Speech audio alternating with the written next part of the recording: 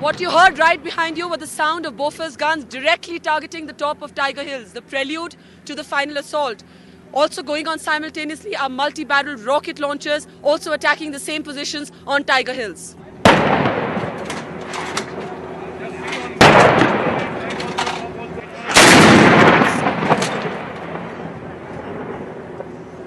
What you see behind you are multi-barrel rocket launchers. They're going to target directly on top of Tiger Hills, and the role they play is to saturate the targets on top of Tiger Hills by dumping a very large amount of explosives onto the targets in a very short duration of time.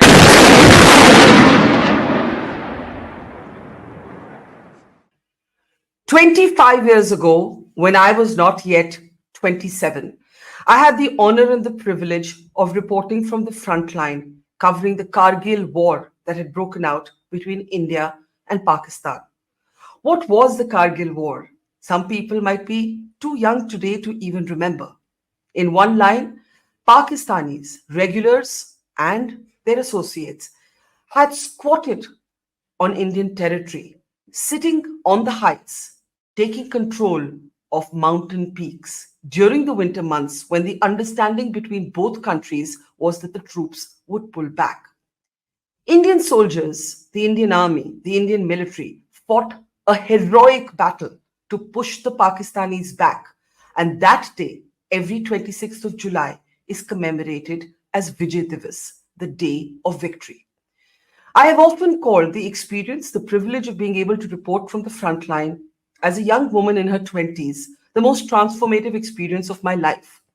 It taught me almost everything I know, not just about journalism, but about life itself.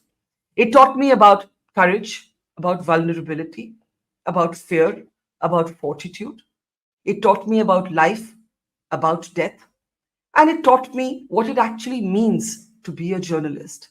It was also the beginning of my lifelong association with the Indian military, of which I remain an avid and a passionate admirer. So, on this very special day, a very warm welcome to all of you.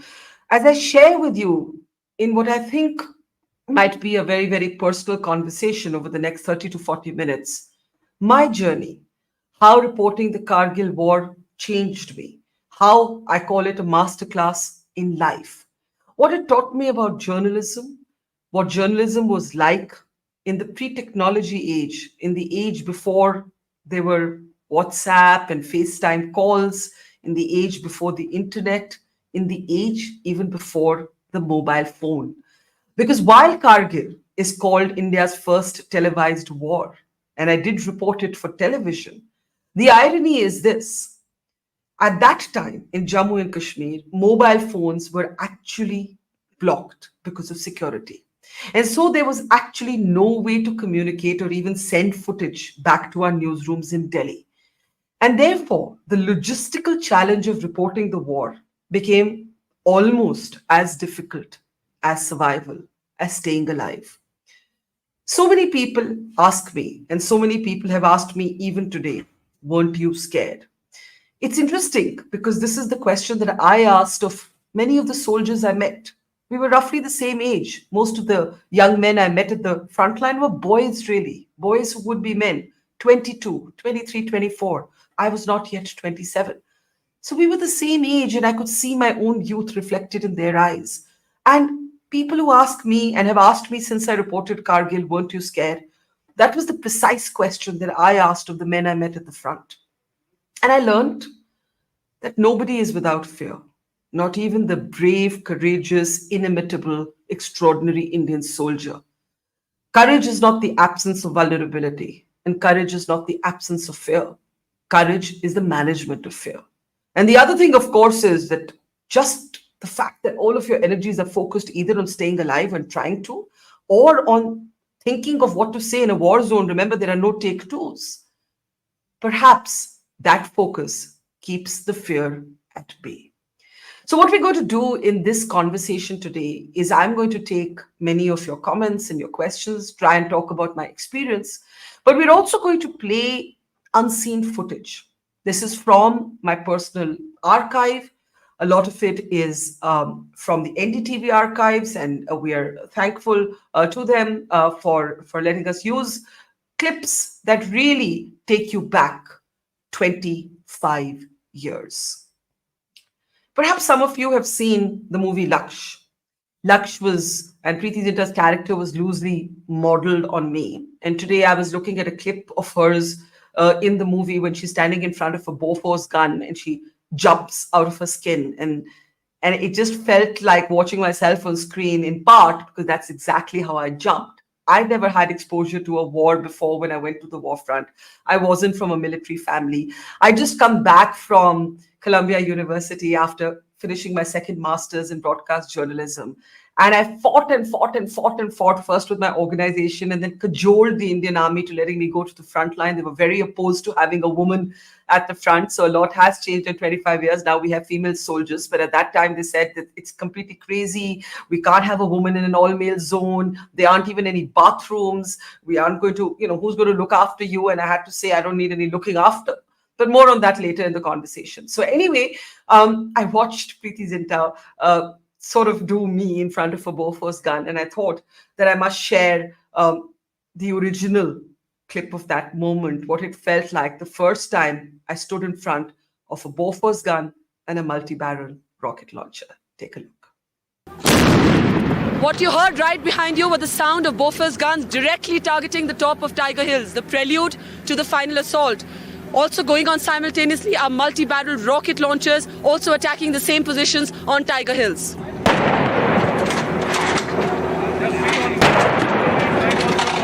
What you see behind you are multi-barrel rocket launchers. They're going to target directly on top of Tiger Hills, and the role they play is to saturate the targets on top of Tiger Hills by dumping a very large amount of explosives onto the targets in a very short duration of time.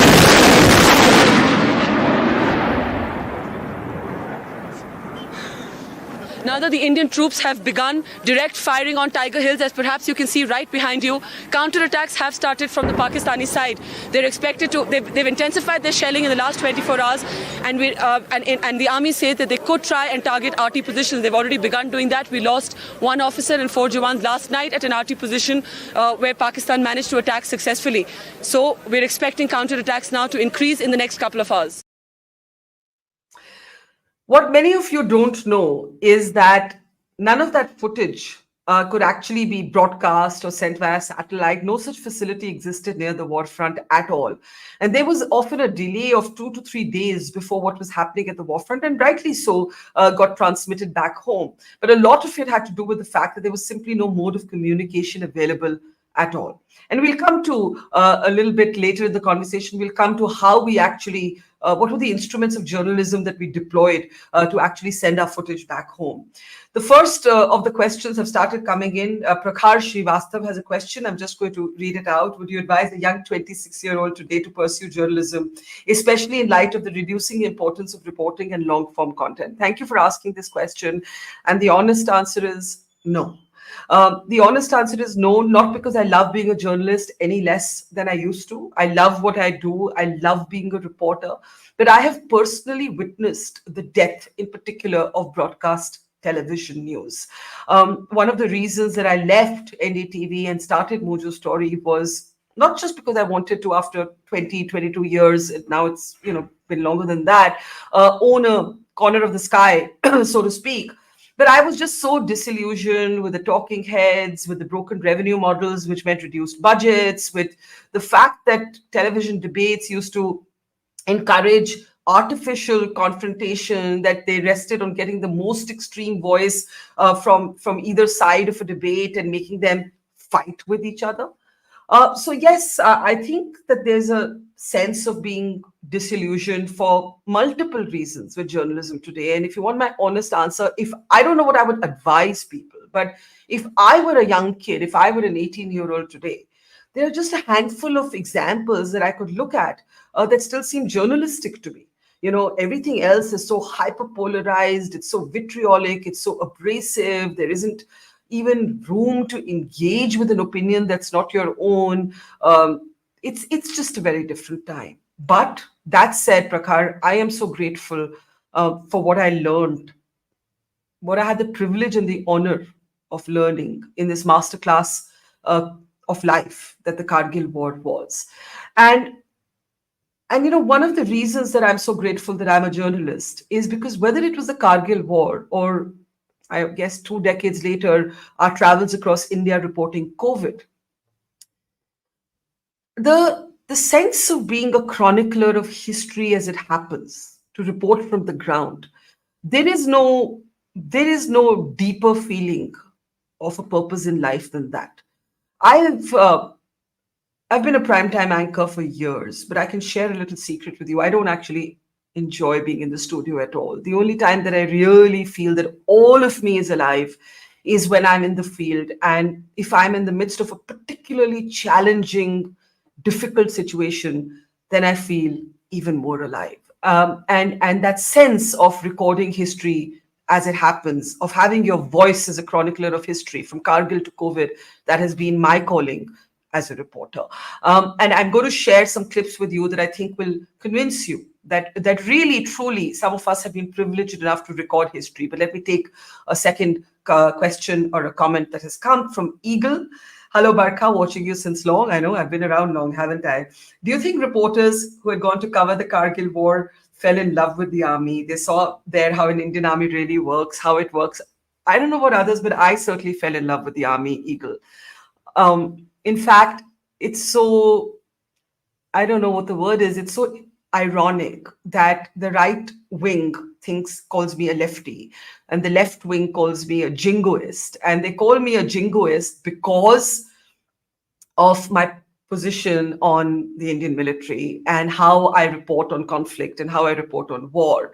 The Kargil and the exposure it gave me also helped me to grow my roots as a conflict reporter. I spent the next 2 decades covering conflicts from not just all across India, including many years from the Kashmir Valley, but actually all across the world. I went to, Iraq, when Saddam Hussein was executed. I went to Afghanistan. Of course, I went multiple times to Pakistan. I went to Libya. I went to Egypt. More recently, I went to Israel. At home, I've reported from most of the sort of insurgency-stricken regions of the country. But that's about me as a conflict reporter. To your question, did I fall in love with the army? Oh, absolutely. And I'll tell you why. I was talking to a scientist earlier today who is married to a soldier, and I said, you're not a Fauji, so what did you learn being married to one? And she said, well, I don't think there's any other profession that has such a sense of community and family. And I think that's absolutely true. I saw I saw men in their 20s. I mean, if I think of myself at 22, 23, I was barely, I don't know, I was not very wise to take a decision on life and death, to take a decision on, marching towards death, because that's what many of our young bravehearts did in Kargil. I don't know that I would have that. I would have that maturity. But what I saw was this sense of just being willing to do anything for your Paltan, for your regiment, for your buddies. And the father of Captain Vijay Thapar, Colonel Rian Thapar, he was telling me earlier today, he said, there's no better way for a soldier to die. He was saying this about his own son. And I said, what do you mean? And he said he died in the arms of his buddy with enemy action right across. What more can a soldier ask for? And even just recounting this story to you gives me goosebumps. I do not think that there is any soldier like the Indian soldier. I still remember General VP Malik, who's the army chief at the time of the Kargil War, saying, "We will fight with what we have." And literally, I saw men climb up the jagged mountains to try and push back the Pakistani intruders, the Pakistani soldiers who had taken control of Indian territory in inhospitable terrain, biting cold, without a lot of the modernized equipment that was needed at that time, but there was no time to procure it or organize it. And hence General Malik said, we will fight with what we have, and they did. And let me tell you the most moving moment of what I would call amazing grace, something that made me fall in love with the army. I don't know if you know that because Pakistan did not want to admit that they had sent in their own soldiers of the Northern Light Infantry to capture Indian territory. When our army started eliminating, taking out these intruders, and wanted to hand back the bodies to Pakistan. Pakistan refused to take back these bodies. And so it was the Indian army that performed the last rites of Pakistani soldiers. What could be worse for a soldier who's been sent on a mission, however horrific that mission is to us as Indians, to not even be recognized or acknowledged or owned as a soldier? And I saw our army, my army. That's the ethos to say, no, this was an adversary, but he was also a soldier. He deserves the dignity in death. And proper, not just like leaving them on the mountains, but proper religious last rites. There's even this fantastic story that I've reported of an Indian officer who actually recommended with a little note that this guy from Pakistan, he fought well. Pakistan should give him a gallantry award. Can you imagine the ethos of the Indian army to be able to think like that? Let me take a next comment from Binu Philip, one of our regular watchers and Mojo members. Hi, Binu, it's good to see you. Hi, Barkha. I recently went to Kargil, surrounded by tall mountains all around and shells flying. Did you ever get a feeling that you'd perhaps not get back to Delhi again? Did you get homesick? It's a very interesting question. Because there were no phones, I could not actually call my father to tell him that I was okay. My mother, who was actually, for the record, India's first woman to cover a war. She had covered the India-Pakistan war in 1965. Her name was Barkha Dutt. She died when I was 13. So there was just my father and my sister at home, and of course my cousins and my aunts. But I couldn't regularly call home to say I was okay because there was no mode of communication. Sometimes you could share or borrow a satellite phone that the troops were using to make a quick call. That call was usually for me to the newsroom to say ABC is what's happening, or this is where I've sent the tapes. And I'll tell you a story about how we got the tapes back in a moment. And I would then just say, okay, just tell my father that I'm okay. Did I feel, if I'd stopped to think I might not make it back, then I don't know that I would have been able to do my job. But I will tell you one thing. I was very conscious of not crying when I was there because I'd had to fight really hard as a woman to get the opportunity to report this war. And I didn't want to do anything, though I'm a very emotional person. I cry very easily. I didn't want to do anything that would somehow get anyone to say, oh, she's behaving like a girl, quote unquote. But there was this one time that I remember the Tiger Hill assault, the operation to take back Tiger Hill had started. And I got separated from my cameraman, Ajmal Jami. And I was standing just lost and outside on the streets as bombs fell from the Pakistani side. So just to explain this, the theater of conflict that we were able to operate in was a national highway. Everything else was, obviously, we couldn't climb up the mountains and we weren't allowed to, and we were certainly not fit enough to do so. And what would happen was that the Indian artillery or the Indian multi-barrel rocket launchers, which you just saw in those reports from the ground, they would pound with ammunition the peaks on which Pakistani soldiers were sitting on our territory. And then they would fire back. They would throw bombs back, and those shells would fall right on the highway where we were. So in fact, it was a complete mahal of chaos, of afra-tafri. Let me just play this afra-tafri clip for you, give you a sense of what the highway felt like, and then I'll talk a little bit more about when I got really emotional. But first, take a look at what an evening on the highway used to look like.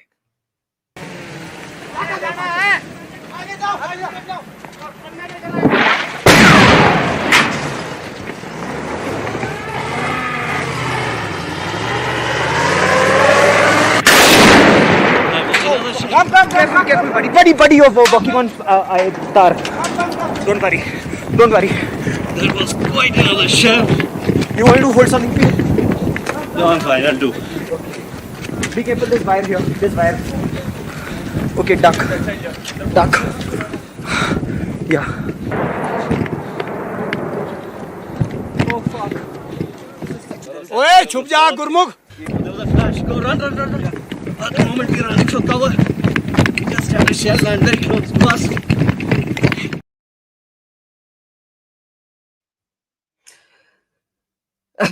Tejasvi says you should probably write an autobiography, Tejasvi, maybe someday. But, I was getting goosebumps thinking of that that moment. And that voice that you heard was Ajmal Jami and one was Gaurav Sawant, a colleague who's presently with India Today. And we'd formed this little group and we were the sort of daredevils. We would take all these chances. And so we were running together. And at this moment, I got separated from my cameraman.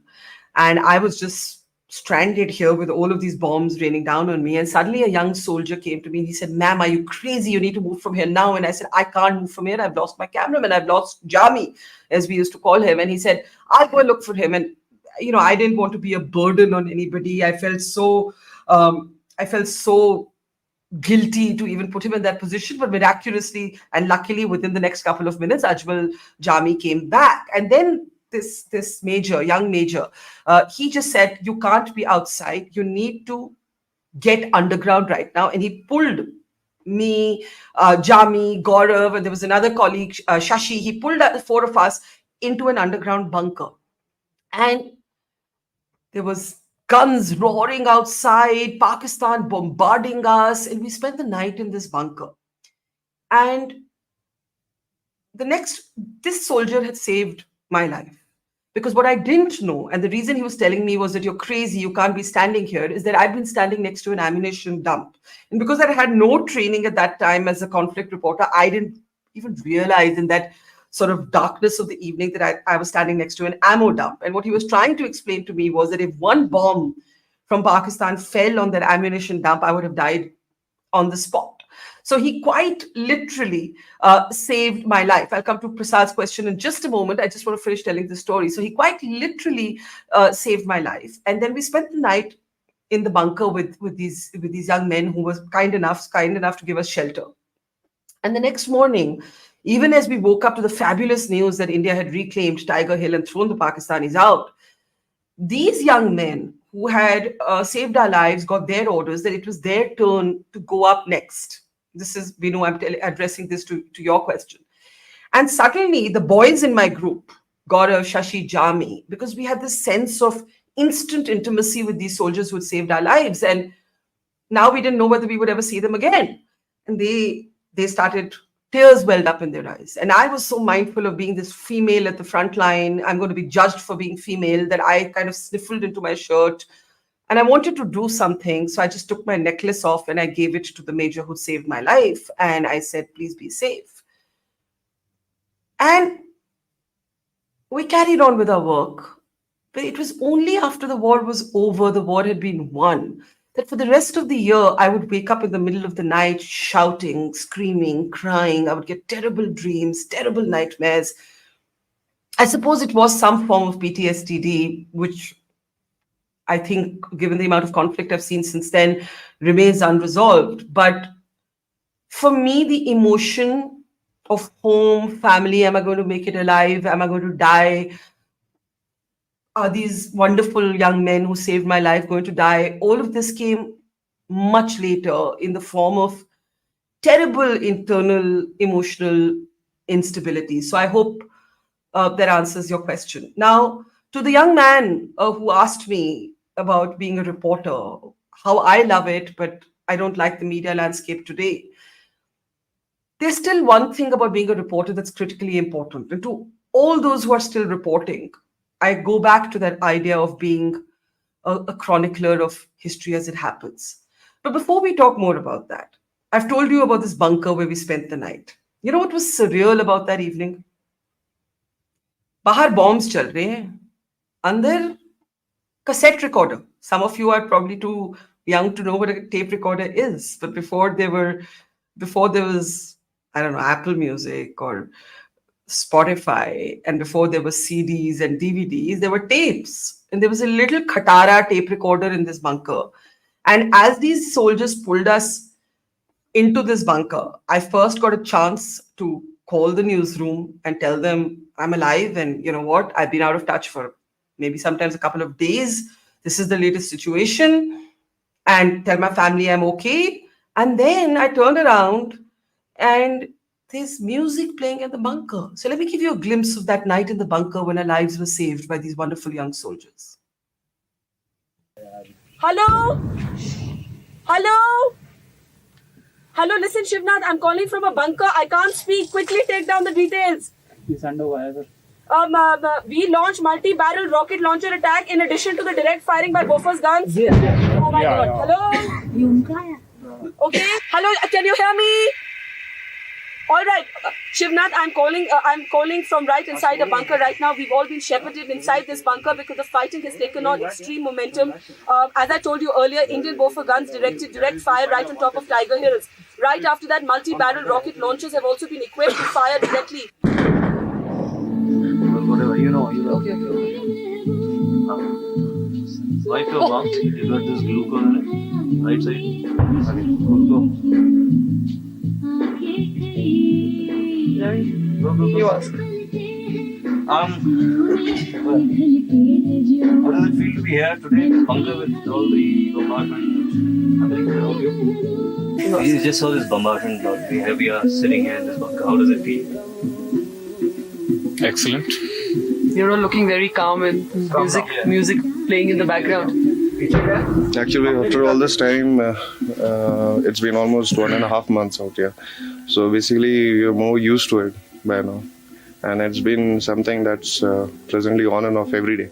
So it's something that is not new to us. But there's no element of fear ever. Like today when we were standing, it seemed to have, the momentum seemed to have picked up quite a bit, from the counter bombardment from that side. Or is this usual? Is this normal? It's normal. It's normal for you? Yeah. It's normal.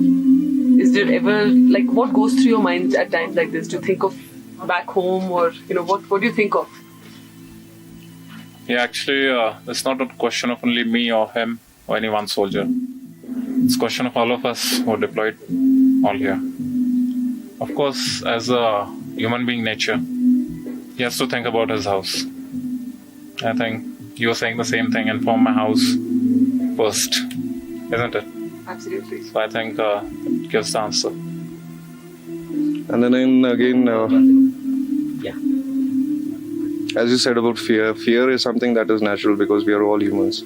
But then after some time when we sit and realize the very basic nature, first reason why we are here is to overcome that. And it's for what I say is, it's call of the duty, the time. But your friends, your colleagues, men on the top. Yeah, actually before, when you go and face them, it's like kind of short movie, which runs into your mind, and you see your childhood, your adulthood, and you remember your parents, all your loves and your fears, and then for a fraction of a second you say, no, I've got to overcome it, and then that's the thing that pushes you into the. It's like your life passes you by in a flash. Yeah, it's like that. And you're all here. You've just come back from the top, and you'll be probably going back, be part of operations again. But what are you thinking of your other fellow officers right now? Yes, we think about officers, not only about our unit officers, about all the officers who are up there on the Tiger Hill presently and facing the onslaught of the enemy as well as charging forward. And we also very much think about what might happen if something goes wrong with them. All these kind of things do come into our mind, but then. Do you think that right now there's a lot of focus, countries all talking about what's happening here, but do you think people otherwise appreciate the role of See, basically it's not for appreciation that we are doing this thing out here. It's like I said earlier, it's the call of the duty. Yeah. We are here because we have to be here, because it's the uniform. It's what we have been prepared for all these years. And if we don't perform now, function now, then our whole existence cannot be justified. If we don't perform now, our whole existence cannot be justified. Just watching that clip, and I'm watching it after a few years, and it tugs at my heart. I don't know what to say. There's something so surreal about that whole night in the bunker, that music, the calmness with which those soldiers were speaking, and the courage with which they went up the mountains the next morning. Prasad, one of our regular viewers, that's such awesome footage in today's multimedia age. This has to be a documentary. Oh my God. Well, Prasad, good news. We have a lot of the old footage being worked into a documentary on this platform that you should be able to watch tomorrow. I know you have another couple of questions and we'll take them as well, but I'll take a few other questions. Shripal has a question. Hi, Barkha. It started with Kargil, and ever since you've covered conflicts across the world, how do you prepare yourself and keep a strong demeanor in the face of tragedy? That's a great question, Shripal. And I think I think,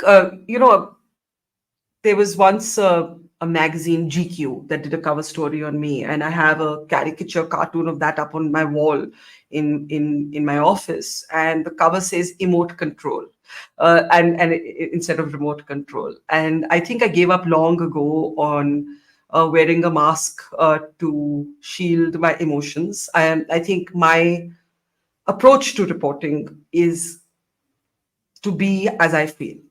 Obviously, it needs still the cogency to form a sentence, to know what shots you need. We live in I'm a broadcast journalist. So, what are the shots? What's the role of audio? How do I make it out of here alive? Obviously, all of that, but I do want to try and put a lid on my emotions, and I kind of let them all hang loose. And one of the differences in my approach to Kargil, and dare I say, a lot of the mail reporting on Kargil, is that I was really interested in the stories of these boys. I really wanted to know how they were coping with broken engagements, old parents at home. What were they thinking? How did they manage fear? And you just heard, Captain Vishal in the bunker there, and the fact that he was so mature. I think he was 21 at that time or 22, and he's talking about being able to see his whole life, how they're not there for the appreciation. I was very engaged with the emotional dimension of the story, and I've always been very engaged with the emotional dimension of the story. To which Prakhar says, how has reporting stories like Kargil and COVID impacted your mental health? Also, have these stories changed you as a person? Great question. I call Kargil and COVID the bookends of my life as a reporter, which doesn't mean I'm ending, but so far there have been significant milestones with 2 decades separating them. And in both, in a way, there have been very dangerous assignments. There have been gut-wrenching assignments. There have been assignments where I have seen death and tragedy. They have been scarring assignments emotionally. But they've also been, it's an odd word I'm going to use, they've also been very educative, and they've made me very strong. So to your question, how has it changed you as a person? I think I'm impatient because I have learned to operate in a scenario where a split second is the difference between not just life and death, but also capturing a moment or not. A split second is an eon, an eternity when you're in situations like COVID and Kargil. I think it's made me realize the value of classic journalism. I think it's an underappreciated and undertold value, a reporter's life. I think it's made me emotionally bruised in ways that I don't fully comprehend. And I think the paradox is that I constantly seem to seek danger in terms of, like, no matter how dangerous an assignment is, it will not deter me. But I think a lot about mortality. And now that's kind of contradictory, right? Because obviously when I'm on assignment, I'm not thinking about mortality or death at all. I'm just charging in there and, trying to be as safe as I can, but charging in there. But later when I come back, I find myself thinking about death a lot, and how that makes me look at life. There are a few other questions, and then I want to share a very special clip. Battalic Bravehearts are seldom talked about. There's a feeling of under-decoration of the third day. It's a great point, and I assume you're somebody who's connected with the military. To explain that this was not planned, but Battalic was in the heights. So the reason we were able to cover some of the other sectors is that we were allowed to travel within a certain sort of earmark zone on the national highway. And the part of the war that really got caught on camera was the part that unfolded along the national highway, the mountain peaks that overlooked the national highway, the Toluling Ridge, 0.5140, Tiger Hill, and others, 4875. And it was just in the nature of things that Batalik was further, higher, and not reachable for our cameras. But I think there have been some attempts to make up for that. I think we had Colonel Bhalotia today on one of our other programs, and he spoke a lot about Batalik, and we heard about the amazing Clifford who wrestled with a machine gun to stop the adversary from moving forward. So I agree, we should tell more stories of Batalik, but the reason was not deliberate or conscious, it was purely logistical. John Mathai has a question. What is the Army's policy on embedded journalists? What's expected in terms of contracts, fitness, etc.? How did you get them to agree to join them? John, there was no embedded journalism in 1999. The concept didn't exist. I think you may have missed the earlier part of this conversation where I was saying that I had to really beg and plead to be able to have a chance to report the story. And I'll tell you, I had mentioned that my mother was India's first woman to report a war. And, 3 decades before I did, in 1965, she was working at the Hindustan Times. There was no television then. And she was in a generation of journalists where there were hardly any women. She had to fight to even get a reporting job. And she wanted to go and cover the war, and they told her you can't send a woman to the front lines. So she said, all right, then if you're not going to let me cover the bigger story that there is, then I'm going to take a few days off and I'll go to the front line on my, she didn't tell them that, but it later transpired that she told them, I'm just taking a few days off. It later transpired she had a cousin in the army. She went to the front line on her own and she started sending dispatches. 3 decades later, there's a related question I know from Sukriti. I'll take it in a second. 3 decades later, I had to beg to be allowed to be a female reporter at the front line. And the questions raised by the army were very practical. Bathrooms, no bathrooms. Sorry, don't go there and say, is there a bathroom? And I said, I'll go in the field, behind a tree, behind a tire, whatever, just like the guys do. As it happened, I got my period in the middle of the war. No one's going to stand there and tell you, okay, now you got your period, so take rest. It was a war. And that's what the army was trying to explain, that a lot of things are not set up for any kind of differentiated treatment. And I accepted that. But Sukriti, to your question, in your endeavor to report as a woman at the time of Kargil, was there a motive to prove your capability to the world? Absolutely. Since then, I learned one lesson of life. If you are a successful or talented woman, you will be put under the kind of scrutiny that your male counterparts will never be subjected to. And if you're good, then there will be even more people trying to pull you down. Even after, all the accolades poured in after Kargil, oh my God, the amount of whispered venom, the malicious sort of mistruths that were spoken. And please remember, at 52, I couldn't give a damn. But at 26, 27, I was startled. It was my first encounter with what women have to go through, and not at the war front, but after I became one of the faces, reporting faces of the war. I mean, the number of people who resent you for that, the number of people who till this date will try and say something horrible, including in the comments stream or on Twitter, just utter crap. But here's the good part. What doesn't kill you only makes you stronger. And I think what really irritates people is that as you grow older, you just care so little about what anybody else thinks of you. Shikha, a very basic question. From a journalist point of view, why is on-site coverage of war important? Today, we have the idea of embedded journalists, and I think it's a bit different. There was no embedded journalism. We were pretty much told, you look after yourself, you go at your own risk. We don't have the time to look after you. And I know a lot of things have evolved. We're talking 25 years later. I don't think it's only war, Shikha. I think no issue can be meaningfully covered unless you go to it. You go to where the story is. Secondly, your job as a reporter, in particular as a conflict reporter, is to be the bridge between the audience and the protagonists of that conflict. And somebody has to mediate that conversation, right? Somebody has to ask the questions that the press releases don't ask. Somebody has to ask the questions that somebody has to tell the stories of Vikram Batra and Anuj Nair and Vijayan Thapar and so many more. I mean, today most people know the story of Vikram Batra through the movie Sher Shah. Most people know the story of Kargil through the movie Laksh. But the fact that, before there were these movies and before there were these movies, there were actual reporters who went to the war front, risking their lives to chronicle these stories, to document them, to humanize them, and to make sure that no soldier would ever be a statistic. And it makes me so proud to have had the privilege of meeting Vikram Batra at the front line and of being the person who actually recorded his story for history.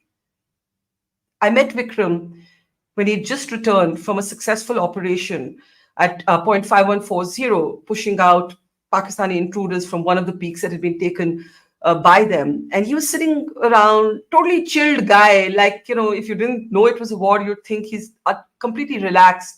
And he was sitting around with these bunch of guys in a tent. I still remember the color of the tent, a white tent at the base of the mountains. And they were all flipping through the pages of a tattered Cosmopolitan magazine. And I asked him, because I was very engaged with this idea of vulnerability and courage. And I asked him, weren't you scared? And he said, Ye dil mange more. And so that phrase came to be literally recorded in the annals of history, because I could be there and I could ask that question. Let me play that clip for you now. But still, the battle was over. But tell me, before you actually took over the peak, Yeah. when at the difficult stages, Yeah. how did you all boost each other's morale? Like, what did you keep telling each other?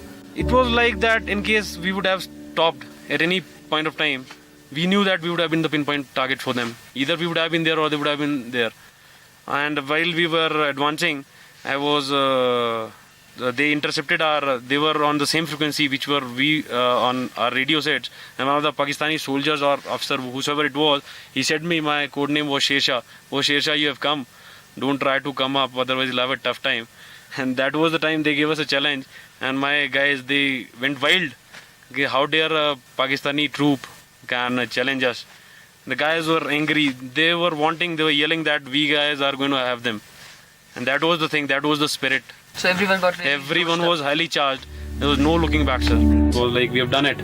Like we were on the top of the world. It was a great feeling to have, since all the troops, like we guys, I can say we were lucky enough to have such a war-like scenario in very early stage of our career. And all the guys were very happy because we didn't lose even a single chap of ours.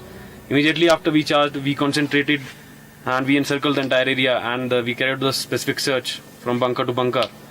And finally we saw that we've captured a lot of arms and ammunition, and only 2 to 3 chaps of our who had got hurt, but there was no fatal casualty. That was the best part. And we had already decided our success signal before advancing for the attack, and it was like Bravo Company's success signal, oh yeah, and which was passed to our CEO Colonel Joshi on the radio set. And after the another bunker was captured, my company's success signal was Ye Dil Mange More. And that is how Ye Dil Mange More came to be the stuff of legend. And it just makes me so proud to have been able to capture that. Punya has a question. I've always loved your work, Barkha. My question is around covering wars today. Do you think platforms like yours can match big media in scale? You leave them far behind in quality already. Thank you, Punya. And I think I will answer by giving you the example of COVID.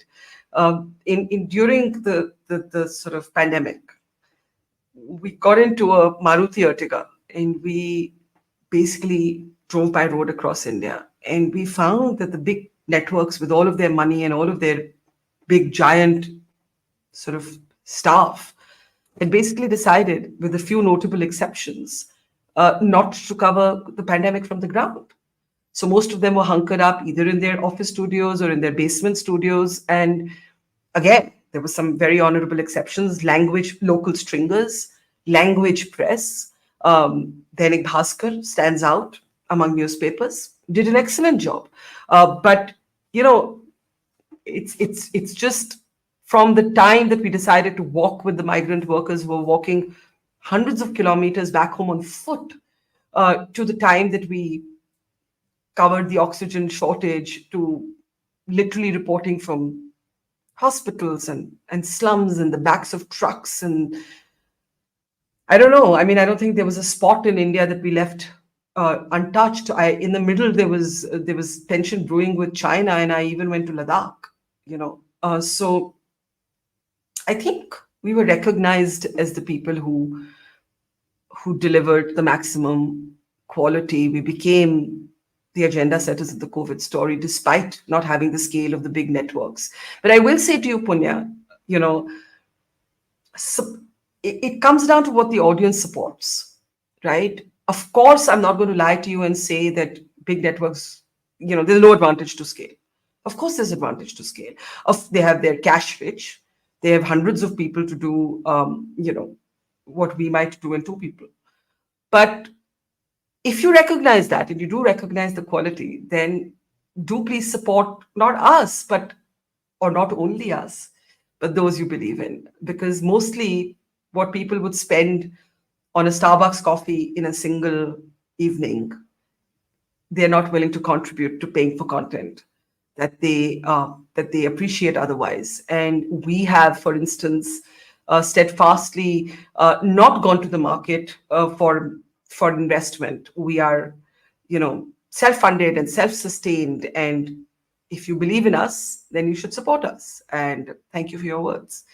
Pranshu, what was your reaction once you knew about the martyrdom of Captain Vikram Batra? It's a great question. You have to remember how young I was. You have to remember I just interviewed this fabulous soldier whose eyes glinted with not just courage, but with compassion and with humor and with sparkle. I mean, he was just a sparkly person. And I remember I had to file the obituary.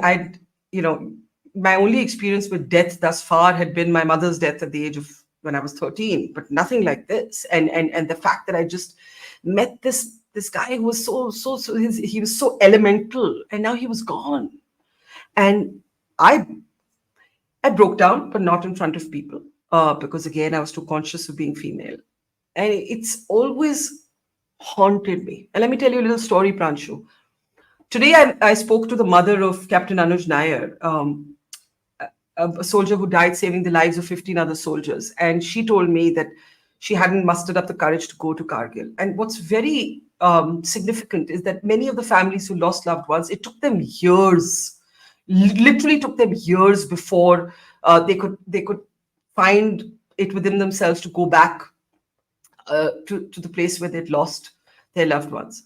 And 10 years after the war, Vikram Batra had a twin named Vishal. Nothing to do with the military, works in a bank. And I said, should we go? And he said, let's go. And we went back. The mountain that Vikram Batra had sought to reclaim from the Pakistanis, now called Batra Top, after him. And I remember Vishal wrote a letter. He cried a lot. I cried a lot. And then he wrote a letter to his brother, to his twin. And they were called Love and Kush when they were kids. And he just sort of set the papers free into the clouds, into the blue sky. And he just said, I just feel he's here and he's going to get this letter. And I'll play just a little clip of that moment for you now. I'll share a very personal incident. When I was young, a school-going kid, I really used to get scared looking at a dead body. Right? And, but I don't know, I don't know what strength he gave me that, when his body came. So me and my brother-in-law were the first people to recognize the body, right? So, when we took him to the crematorium for his final rites, and, when the body was taken out of the coffin and, the tricolor along with his cap was handed over to Mom, I took the body out of the coffin and I hold it in my hands. And, that was the first cremation ever in my life, It was painful, Barkha. It was painful, and I don't know what strength, gave me that, probably whatever fear I had for death, it went off. You lost a brother. I lost a brother and And you lost your fear of death. I lost my fear of death. Is it been difficult to come here today? Emotionally? To be emotionally, yes. But honestly, again, I would say I was looking it for the last 10 years. And I'm again proud and happy that I could make it. I should have done it 9 years back, in fact. What do you think Vikram's thinking today wherever he is? He could hear you. Because twins have that thing, no? They can talk to each other always without words. I'm sure you would be thinking that Kush is watching me from very nearby. Not being in Delhi, because during those days I was posted in Delhi. Yeah. So probably I'm sure he's looking at it, and could be I speak to him in my dreams tonight. We hope you do. You feel closer to him. Yeah.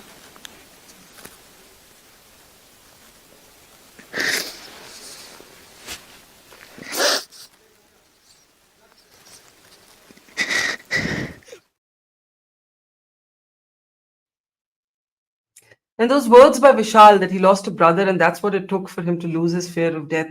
And, it's been many years since. Vishal is a great friend and he's a very brave man. But that first time that he went back to Kargil, it was devastating to watch what it did to him. And yet that's what gave him closure, that letter that he sort of, wrote to his brother, who he believed very much was there.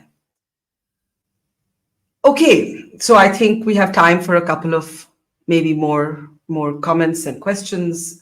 Barkha, the training, leadership, and commitment, Prasad says, professed by General Downwards is commendable, but as Indians, we ought to be proud that our Indian forces committed to war protocol agree. I absolutely agree. I was talking earlier about the fact that there is a code of war, that war has rules, and the fact that the Pakistanis declined to take back the bodies of their soldiers who had been sent on this sort of suicidal mission. Eventually, they had to retreat.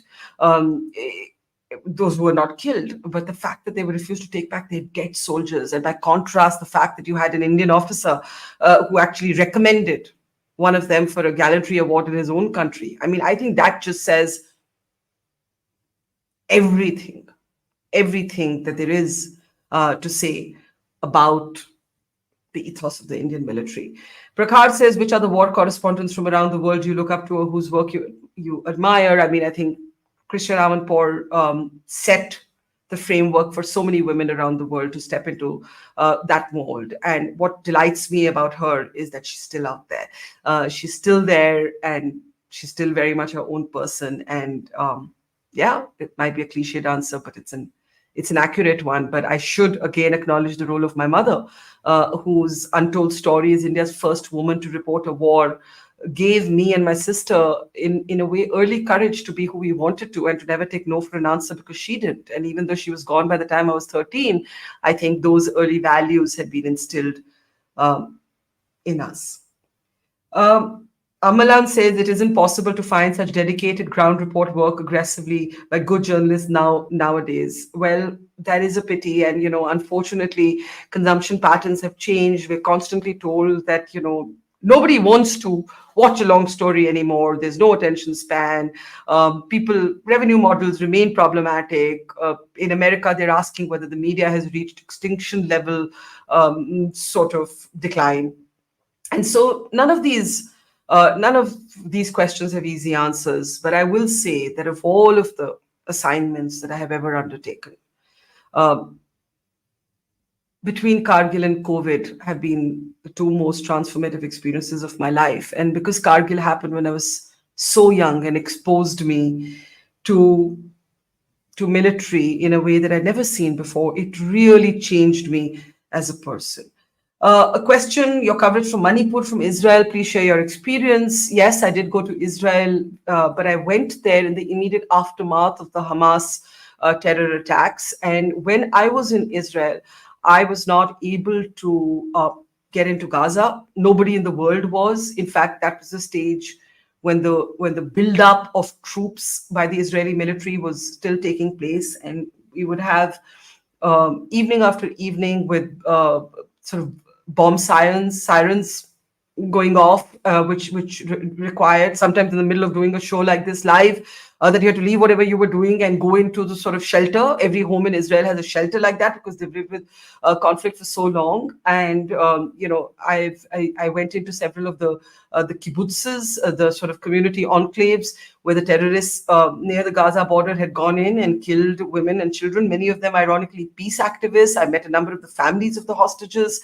There was the Iron Dome that one saw that repelled the rocket attacks that were coming from Gaza, and oftentimes their shells were falling right at our feet, causing us to jump, just like I had 25 years ago in Kargil. But I will say this, that it was a very different time in the conflict. Like I said, it was in the immediate aftermath of the Hamas attacks, and Israel at that time had a certain moral position in the conflict that I think it's absolutely lost since then, because and both things can be simultaneously true. I mean this is a very polarizing conversation, but I have no hesitation in saying that what the Hamas did was an act of terror, and what Israel has done since is punish civilians who have nowhere to go And that cannot be a proportionate or an acceptable response. And here I'd like to say something about India and our military that has never, in any counter-terror operation, in any military operation, ever targeted a civilian in Pakistan. Never. And I think that is where the moral ethos of the Indian military stands out. You do not kill those who have nothing to do with the perpetrators to get your pound of flesh. And I think the moral compass of the Israel-Gaza narrative has shifted completely. And what you're now seeing is a massacre of civilians in Gaza. So I think intelligent minds should be able to recognize both truths. Unfortunately, we live in a media age that is shrinking our capacity to hold complex and often simultaneous and parallel thoughts. You did also ask about Manipur, and I'm glad that you did ask about Manipur. Once again, what I saw in Manipur broke my heart, because I met very young people who should be in school holding guns and sitting in trenches in the fields. And at least two of them, when I asked them, what do you want to be? Why are you here? And they said, we want to join the Indian Army. And I think that they have been let down by politics. And you have to disarm the civilian population in Manipur, in both communities, Meitei and Kuki. It's been more than a year. The de facto division between the two communities geographically and emotionally continues. And Manipur has been neglected, but we have tried here to not let it fall off the headlines, and we will continue to keep our focus on Manipur. I could go on forever, but I do have to say goodbye. But I will say that a lot of this footage, a lot of these clips are available on our platform. We'll have a lot of special programming coming up through this evening, tomorrow all day. It's a big day in the calendar of the country. And it's a big day for me personally, because it really feels like, for me, it's like school. Kargil taught me everything that I know today. Thank you for watching, and take care.